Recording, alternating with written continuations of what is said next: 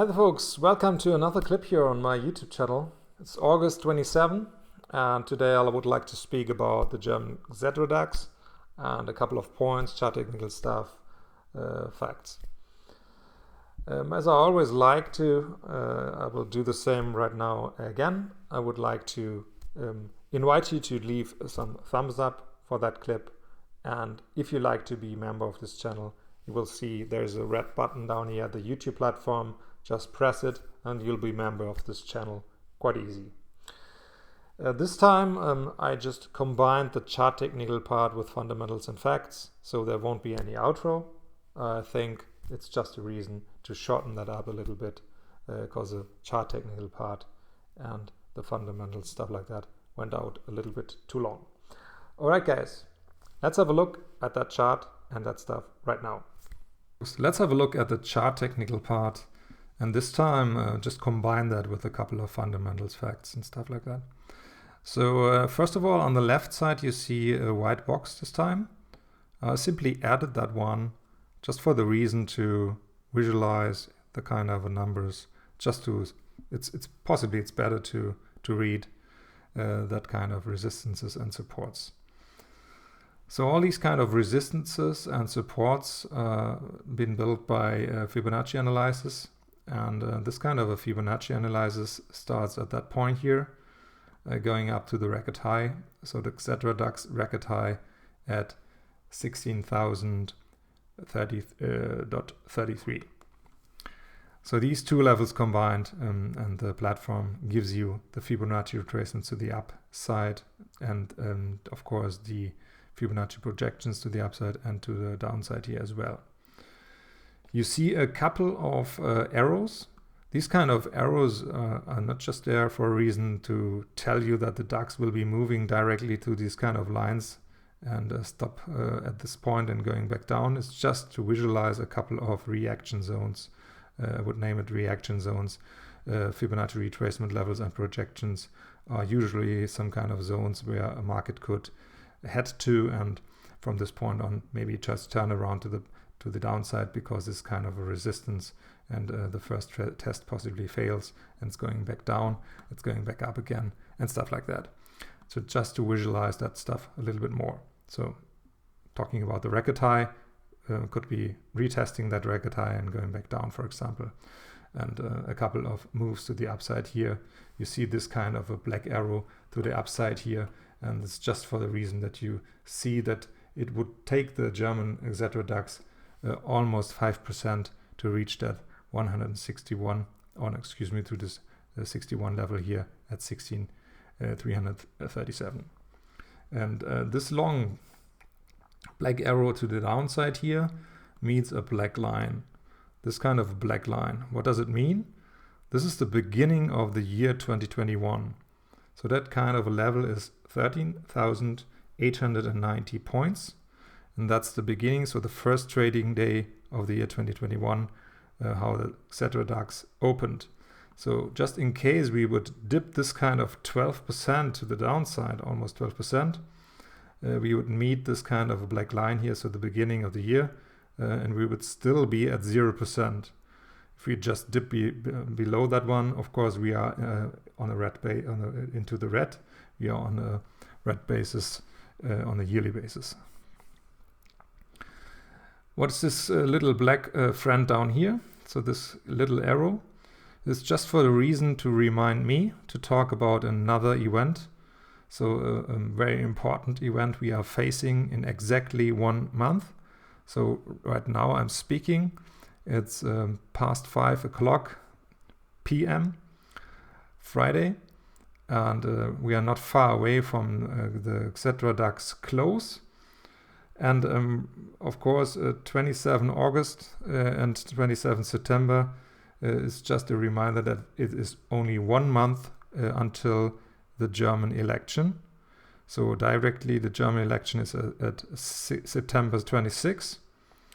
And at the evening of September 26 at 6 o'clock p.m. you get the first numbers. The real numbers are there the next day, and the next days to come. Of course, we get the same possibility to vote via mail. On top of that, we don't know anything like there's a big surprise. Right now, the polls are talking about some kind of a pat. So we possibly have some real issues forming a new coalition.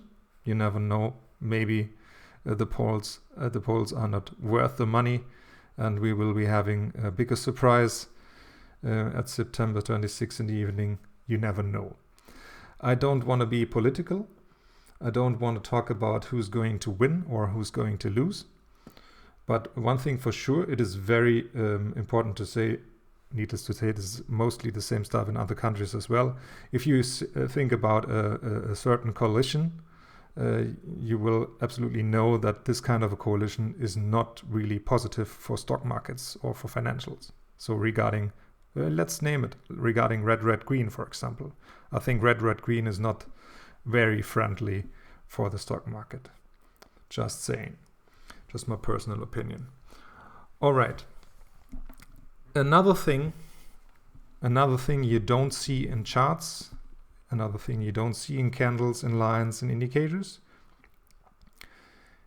that there is something like another reshuffle, not only the reshuffle regarding the political situation in Germany. Now, the German DAX is going to be changing in September. It will change from DAX 30 to DAX 40. So we will be having 40 members at the German DAX very soon. If you check out the current levels of the most heavyweight stocks, so I just name them the fat ladies, and okay, to be fair, the fat boys as well. You see German companies, of course, so I will name them in German. You see Linde, SAP, Siemens, Allianz, BASF, Deutsche Telekom, Daimler, Deutsche Post, Adidas, and Bayer. And these are the 10 fat ladies or 10 fat boys, however you like it. And I think these kind of positions, these kind of weights won't change too much. So they approximately are still the same fat parts of the DAX. And a couple of companies, of course, 10, as I already told you, will be added to the DAX. Let's name two, for example, Airbus and Zalando. And these kind of companies will be just added. So there is something like, is there something like a big surprise to come just from that part? I would say no. The biggest surprise we face is always the part nobody likes to hear, because the German stock market is highly dependent on the behavior of the US market. So we have a saying, if something like, if that happens, like when Wall Street sneezes, Frankfurt gets a cold. So that's still the way it is. So if there is something like a big dip to the downside at the NYSE, the Nasdaq, whatever, you won't see a bull run at the German market into the next days and weeks to come. They will simply follow that kind of a move to the downside if the NYSE is tanking. So it is very important just to observe what is going on at the NYSE, or especially what is going on in Washington and what is going on with the monetary policy there. And the moment we are speaking, it's not too long.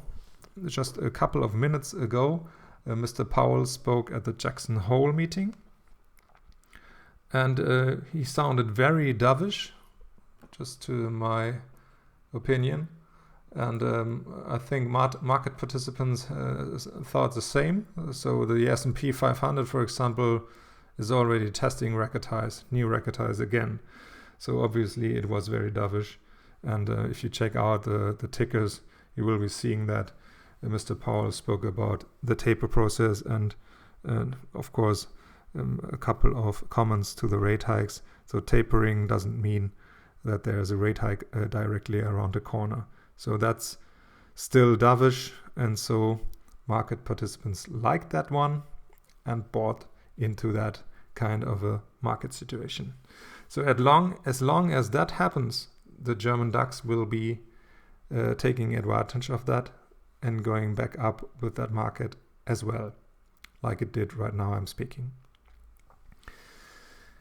Going into the next days, especially regarding September, you have to add 1 point to your research approach and possibly check out the futures and options market. So don't skip that one. You will be having the typical quadruple witching day in September. So we don't only have that kind of event with a parliament election. On top of that, we have the quadruple witching day.